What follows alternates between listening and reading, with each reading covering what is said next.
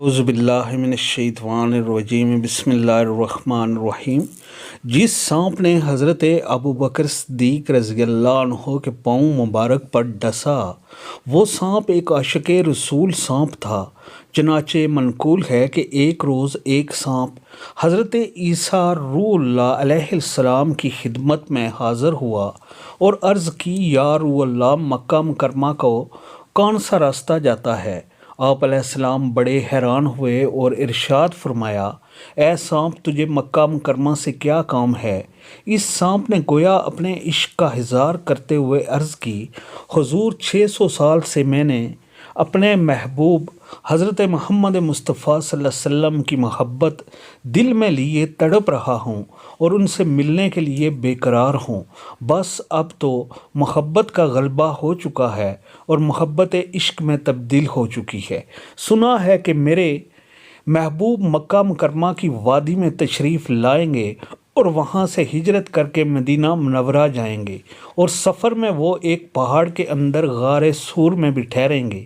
یقیناً میں مکہ مکرمہ اور مدینہ منورہ تو جانے سے رہا کہ وہاں انسانوں کی آبادی، بس محبوب سے ملاقات اور زیارت کا ایک ہی طریقہ ہے کہ میں اس غار میں پہنچ جاؤں اور اپنے محبوب کی آمد کا انتظار کروں۔ اس لیے آپ علیہ السلام سے مکہ مکرمہ کا راستہ پوچھ رہا ہوں۔ حضرت عیسیٰ روح اللہ نے فرمایا، میرے اور ان کے درمیان 600 سال کا زمانہ ہے، کیا تو اتنے عرصے تک وہاں انتظار کرے گا؟ اس سانپ نے عرض کی، اگرچہ عرصہ بہت طویل ہے لیکن میں نا امید نہیں ہوں۔ آپ علیہ السلام نے اسے مکے کا راستہ بتا دیا اور وہ عاشق رسول سانپ شوق زیارت لیے وہاں سے روانہ ہوا اور غار سور تک پہنچ گیا۔ غار سور میں پہنچ کر اس نے 70 سوراخ کیے۔ اس کا مقصد یہ تھا کہ اگر مشاہدہ محبوب میں ایک راستہ بند کر دیا جائے تو دوسرے راستے سے مشاہدہ کر سکے، کیونکہ سانپ جانتا تھا کہ اگر میرا جیسا دیدار کا طالب عاشق غار میں موجود ہے تو محبوب کے ساتھ بھی ایک عاشق ہے جو محبوب کی حفاظت کا ذمہ دار ہے۔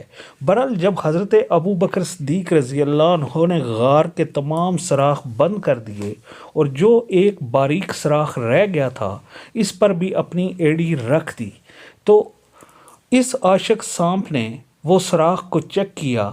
ایک سوراخ کے منہ پر حضرت ابو بکر صدیق کی نرم نرم ایڑی نظر آئی تو اس نے اولا اس پر اپنا سر رگڑا تاکہ آپ رضی اللہ عنہ اپنا پاؤں ہٹا لیں، مگر آپ رضی اللہ عنہ نے پاؤں نہ ہٹایا تو اس سانپ کو اس کے بغیر کوئی راستہ نہ دکھائی دیا کہ پاؤں پر کاٹے تاکہ آپ رضی اللہ عنہ پاؤں ہٹا لیں۔ اس نے بار بار پاؤں کو کاٹا مگر آپ رضی اللہ عنہ نے پاؤں نہ ہٹایا۔